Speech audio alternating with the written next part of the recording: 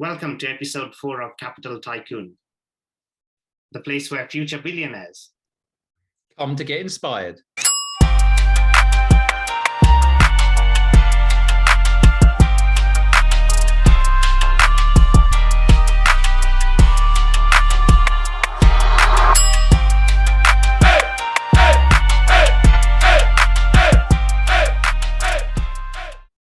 My guest today needs no introduction. The founder of the Purposeful Project, angel investor, podcaster, and serial entrepreneur who has started over 17 businesses, Simon Squibb.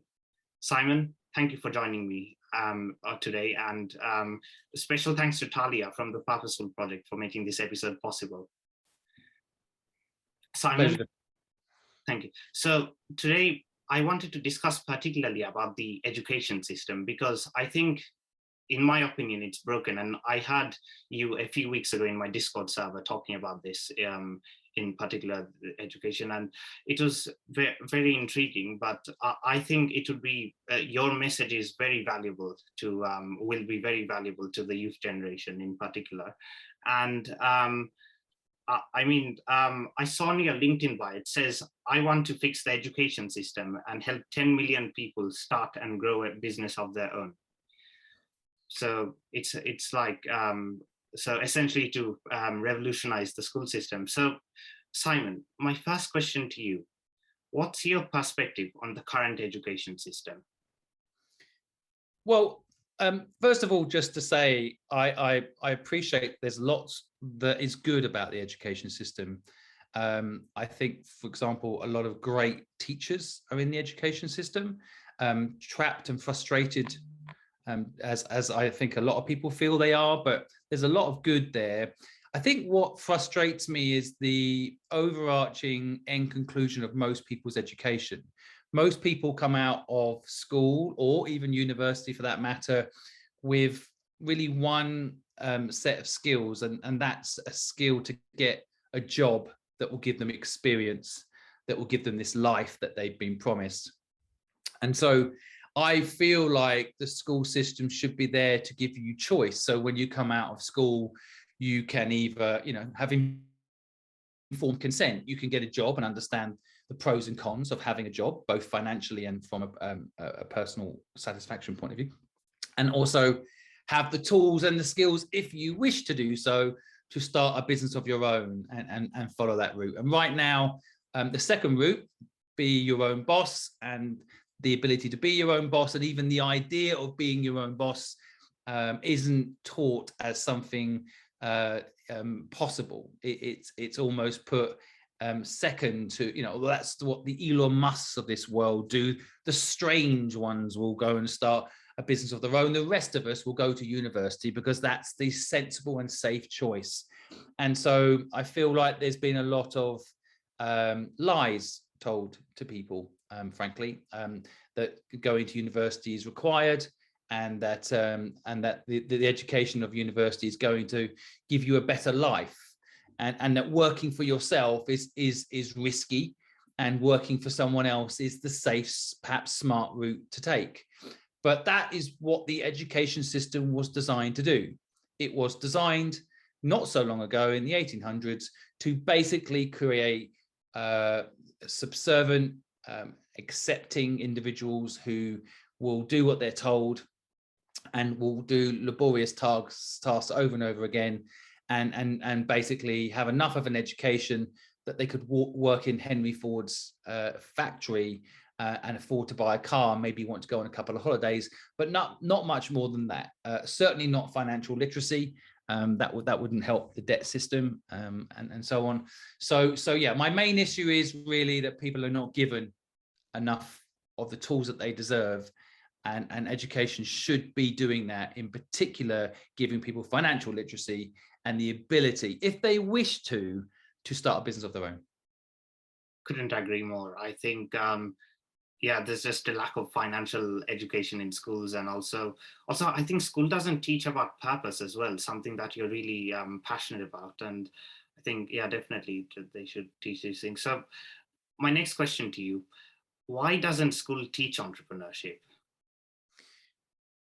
Well, it depends on how you want to interpret the existing way the world works. I mean, I don't want to get into conspiracy theories, because then you get put into this, you know, he probably thinks the earth is flat category, which I don't. The earth is almost round. I think that the truth of it is, though, the education system was not designed to give people freedom. It was designed, the history of education is pretty fascinating, and you know, you only have to Google to find out some of this information. But the first education system was created by the Xin dynasty in 16 BC. The government built the schools education system really to ensure that people followed the rules, and make sure that people understood the rules. And so that was the original basis of education. It was designed to control the population. And so I think that the school system hasn't changed much from those original frameworks. And so, and now if you, for example, if I say everyone should be an entrepreneur, I can't tell you how much hate I get for that, because people will say, well, if everyone's an entrepreneur, who's going to collect our rubbish, Simon? You know, you'll soon be sorry. And, you know, I feel like, you know, that's a stupid argument for giving people a proper not giving people a proper education. You know, like if someone wasn't suddenly collecting my rubbish because they had a proper education, gave them the tools to be in control of their own destiny and start their own business, then maybe we deal with our own rubbish. Maybe we'd be better at recycling. Maybe we take the rubbish ourselves to the tip. Maybe we automate the process. You know, it's crazy to me that that's the sort of pushback I get when I say everyone should have the tools given to them to be an entrepreneur if they wish. Almost like, you know, and that's what society believes. There's certain people that needs to do certain jobs. So, hey, let's keep them, you know, let's keep them down. And I think it's the wrong way to think in a modern society. And history has proven this to be true. There was at the end of the Second World War, there was a political party in the UK that almost got elected, and their whole campaign was around how women should go back to work, go back to the kitchen now, and they shouldn't. During the war, of course, men went to war, being very general, but men went to war, and the women stepped up and took on the manufacturing roles and the jobs. And there was a real belief that after the Second World War, a lot of people believed that if women didn't go back to the kitchen, there wouldn't be any jobs for men. So, and I think basically that's the short-sightedness I think I see in today's belief that the existing education system, we need people to be doing these menial jobs. Otherwise, you know, society will collapse. And my view on the world is far more positive. I think if you empower people to be financially free, then eventually you won't need universal basic income, which is what's going to happen as machines take people's jobs anyway. And you're going to give people, like you just mentioned, purpose. They're going to give them a sense of pride, not just a handout from, say, universal basic income or the social system, but the ability to create something they enjoy, something that feels meaningful to them, whatever that may be, big or small as an enterprise, and have purpose. Enjoy your day as a human being. And yeah, and I'll say one final thing about this, which is, you know, if Elon Musk tomorrow created a human being, and he said, I've spent $3 trillion and created this being that can think for itself, can learn anything, can almost do anything. Look at this incredible human being that I've created. We'd all sit back in awe, like he's created a human being. And 3 trillion would seem cheap to have created that sort of ability to think ahead, the ability to build yourself up into the ability to do anything. And so what actually has happened is we have these human beings that are worth $3 trillion that have been invented, sitting on a couch, not able to find a job because the system has said that they could only do a certain type of job. And all I'm saying is I don't want people to have to wait for a job. I want to give people the ability to create one for themselves. And that's what education doesn't do for people. Very interesting to hear. And yeah, especially that last bit you mentioned, that was like, yeah, that was fascinating. So Now, I wanted to know your ideas on ways to perhaps fix the education system itself. Yeah, so it's a complicated problem actually, Of course. and I do have quite a big focus group talking about this quite regularly, and I think I think I can only talk about the bit that I understand how to fix, because the education system as a whole in each country is different, and each market operates differently. The financial models are different. Like, so I think in Germany, university is free, right? In Right. England, university has a cost. And so my problem with university that has a cost is it's such a big business that people come out of university with debt, and then they have to get a job to service that debt. And so, whereas in Germany, you can come out with no debt, so you're at least freer potentially to start a business. So I think generally education should be free. So when you start charging, as a university system has done in the UK, that's definitely something that you need to address and fix. But I look at the bit that I feel like I know best, and I feel like can be a solution to the bigger problem over time. And there is this thing, I believe, which is if you want to put a fire out in a house, it's very hard to do it from inside the house. It can be done, but it's not so easy. So from inside the education system, I think it's quite hard to fix it. So I think the solution comes from outside the house. And I believe, for example, just simply bringing financial literacy to schools, and whether that means doing a road show, pulling up a, you know, in a like a roadshow format, and giving kids knowledge of financial literacy there and then, you know, on this tour, a bit like in England, Jamie Oliver went to schools and helped people understand about food.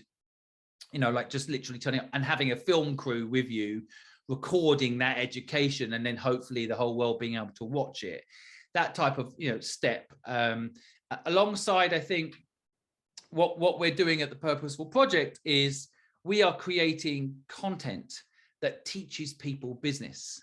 And of course, if you're 13, 14, 15, 16, 17, 18 and in school, you can watch this content and you can learn business for free.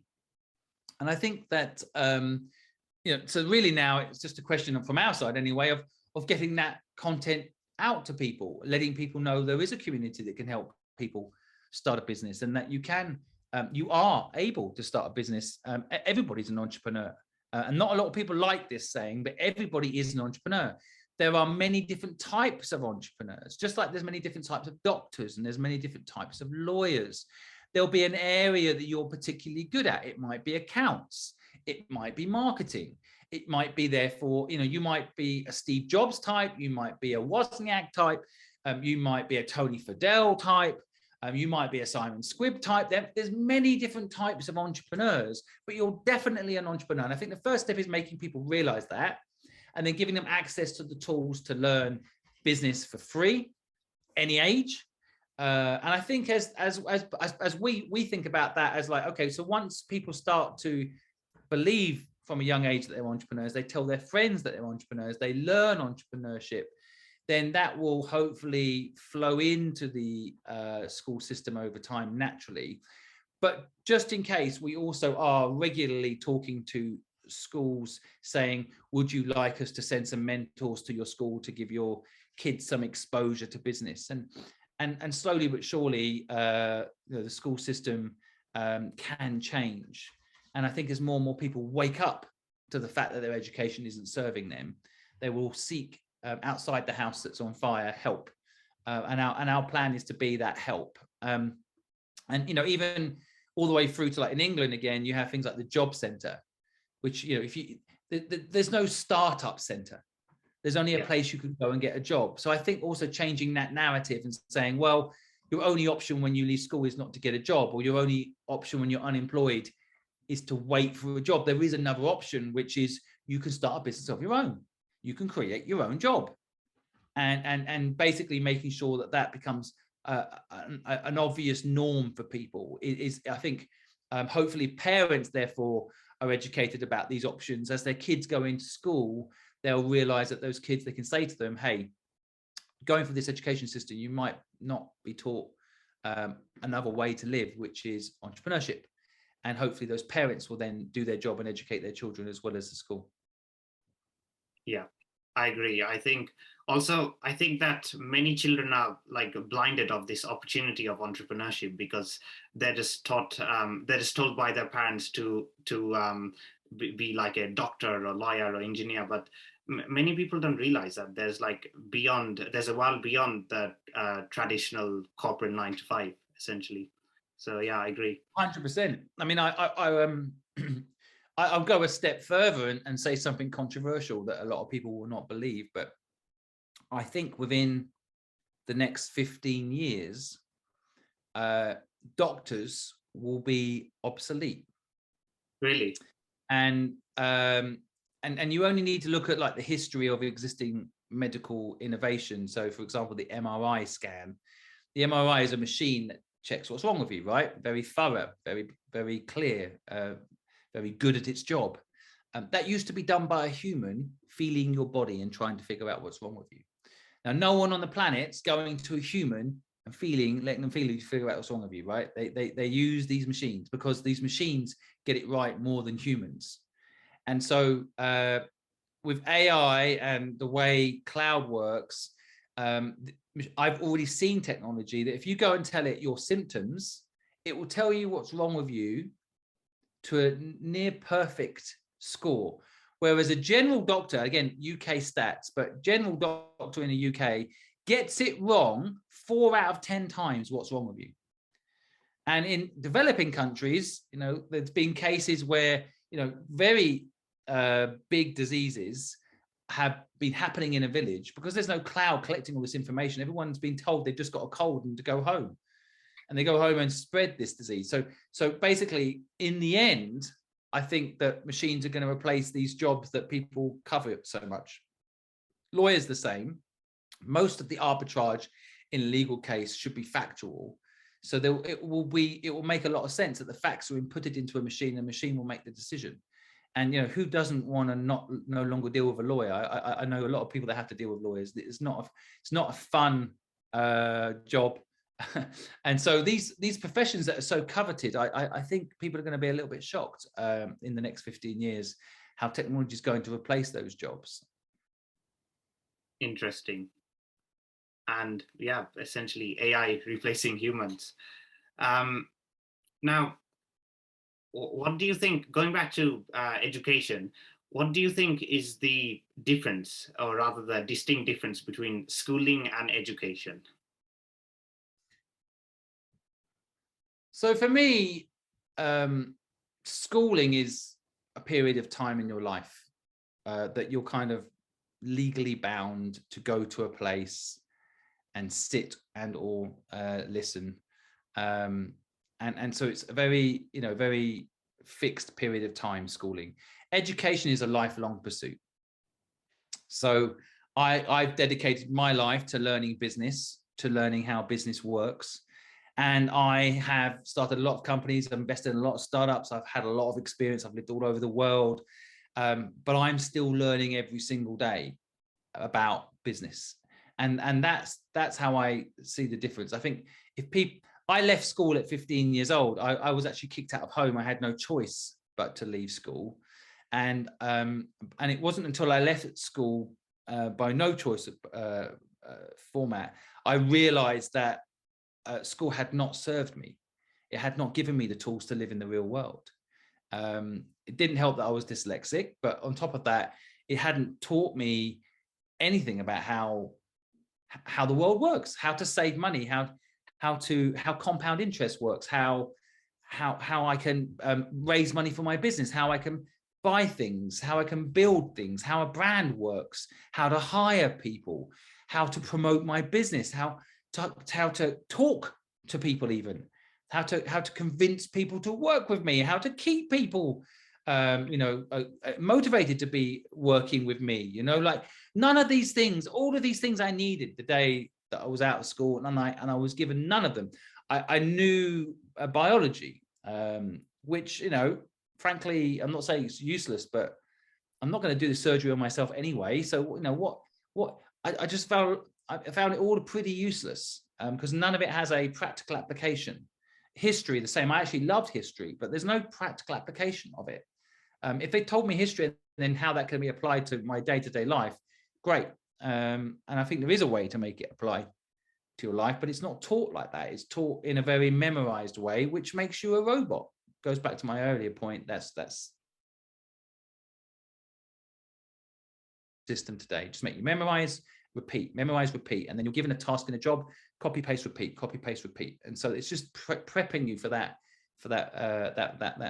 manufacturing cycle that you'll end up in if you stay in education. Sure. And I think also that just kills creativity as well. I'll add there. It's like deliberately. Yeah, because if you're just memorizing from textbooks, it's not actually like you're not actively learning, you're passively learning, I guess. So yeah. Now, so I understand we're running limited on time. I have to respect your time as well. But my final question to you is how to encourage, what are the ways to encourage young entrepreneurship more? Well, first of all, I think that we need to start showing success stories, and not just the Elon Musk of this world that are deliberately positioned as wacky and billionaires and like the elite. I think we need to start celebrating small businesses and their stories. I know they're not the clickbait of, say, an Elon Musk would be, but I think we need to start championing those successes. And this might sound a bit conspiracy theory, but I have a kind of an issue with Hollywood and the way movies portray entrepreneurship. So for example, one of my favorite movies is The Pursuit of Happiness. It's a great movie. But my issue with that movie is that it really, initially, the whole, up until the last few minutes of the movie, the very, very end, it all is about a guy who struggles, of course, and has a child. It's very emotional, and becomes homeless. And I don't want to ruin the movie for anyone that hasn't heard it, or hasn't watched it. But basically, it's about how he then gets a job as an intern, and then eventually, after working there for free, he's given this amazing opportunity to work there for real. And somehow that's almost the climax of the movie, that he does well and he ends up getting this job. But there is a little bit at the end about this, but the real story is how he then goes and starts his own business. And that's where he makes, frankly, his real success. But that's minimized, that part. Even in a true story, that bit's minimized. And the only entrepreneurial stories that are out there are stories like The Wolf of Wall Street, which almost demonize being an entrepreneur. Like, he was greedy and he was a drug addict and he was, it was this and he was that. And it's kind of not showing the joy of being an entrepreneur. That's showing the evil side, which happens in corporate world too, right? I mean, the Enron movie, no one wants to watch it. It was so boring, right? But The Wolf of Wall Street, they deliberately made it so awful. They're like, oh, that's what an entrepreneur looks like. They're evil and they're just all about, making money. And so I feel that we need to create a more balanced and interesting view of entrepreneurship, and maybe championing it more. And what I like about platforms like YouTube is that that's starting to happen, and that's happening on TikTok as well, where people are starting to build businesses on these platforms and do well, and people are starting to recognize that. So of course the obvious one would be Mr. Beast, like creates a business that around a passion that he has. But again, once people reach the Mr. Beast level, they start getting categorized as, oh, they're the odd ones. Everyone else is going to fail if you try. But I do like the way technology is going, because you can build a business on TikTok. You can build a business on YouTube. And these platforms, like Mr. Beast's platform is bigger than Walmart. He opens up a burger business overnight on his platform.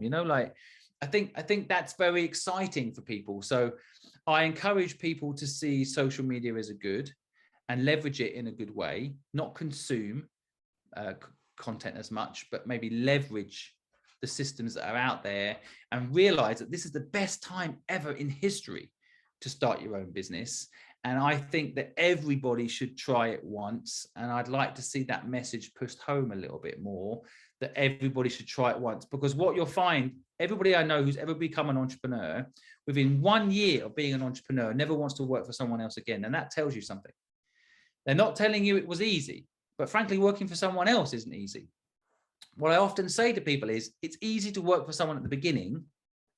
It gets harder over time. Your boss changes, you have to prove yourself again. The company plan changes, and maybe your whole job just get cut 8 years into working there. You know, it gets harder over time working for someone else. Working for yourself is harder at the beginning, but gets easier over time, because you can build yourself a team that you respect, team that you want to work with. You'll set your targets and your day. And if you're going to get fired, you're going to know about it, because you're going to be managing the P&L. And so those things are exciting. And I think that message needs to get out there more, because definitely the school system pushes the other narrative, which is you shouldn't take risk, get an A, success equals an A, which is why in the end, a huge amount, I think it's like 67% of A students end up working for D students. Wow. That's so interesting. And also, yeah, I guess because of YouTube and platforms such as TikTok or, you know, it's just, I think that's also another reason why the school system is outdated. And as you say, like, I think you can teach more, you can teach yourself more from these platforms than you maybe learn like in a lesson in school. I think it's yeah, it's just outrageous. Yeah, well, people, I mean, I've got a 5-year-old son, and I'm very conscious to let him learn what he enjoys learning. Right. So like he right now, weirdly, he likes roadmaps, and he really is obsessed with like where the roads lead to.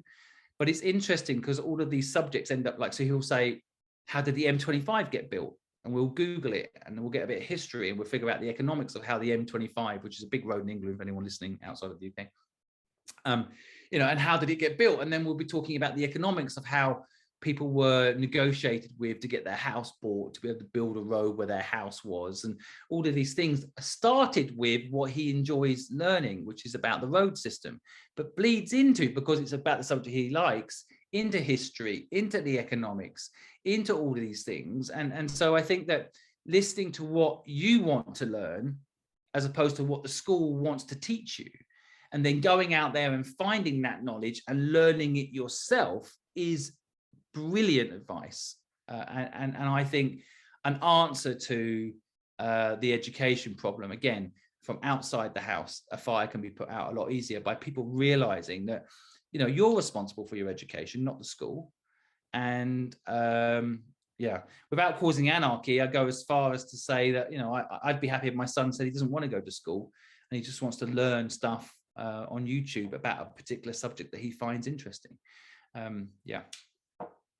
Couldn't agree more. I think it's really important to follow your passion. And yeah, I think also this wasn't on the script, but I wanted to ask you, so you do support let's say your son in the future wants to drop out of school, or like any other like teenager, do you support well, I mean, many parents obviously don't support that, because they may have like traditional the traditional corporate views. But how do you, very last question, how do you as a teenager convince your parents to drop out? Well, I guess convincing your parents that you need to drop out is one thing. I think the first step is to know what you want yourself. Yeah. You know, in school we're taught, what will you do when you grow up? That's the most common question, right? And it's the wrong question, because the question that should be asked is, what problem would you like to solve when you grow up? And what I think people need to do is spend time asking themselves that question. It's a big question, you know, what is my purpose? Why am I here? But the earlier you start asking yourself this question, the more chance I think you have of finding it. And I think that those that know what their purpose is, and I meet quite a lot of people that do know what they want from a young age, then they probably can more easily convince their parents to let them do that thing. If they're a good artist, if they can dance, if there's a certain obvious talent, like Tiger Woods was good at golf, you know, like there's an obvious talent there. I think parents are damn stupid if they don't let that obvious talent go and do what they love and encourage that, whether it's tennis or whatever it is, right? I think it gets a little harder, and I felt this for myself. Like I wasn't a talented dancer or a painter, and so I didn't instinctively know that I was not meant to go and stay in education and get a job. And I think it wasn't until I was kicked out of the system that I realized it. But if I go back to that time, one of the reasons my mum kicked me out was because she wanted me to be a certain way, and I rebelled, you know, in my own way. My rebellion was simply, I'm not going to do that. And so I think as a 14, 15, 16, 17-year-old, you need to start knowing that you might have a different moral code to your parents, for example. You might have a different belief system to them. Start standing up for yourself.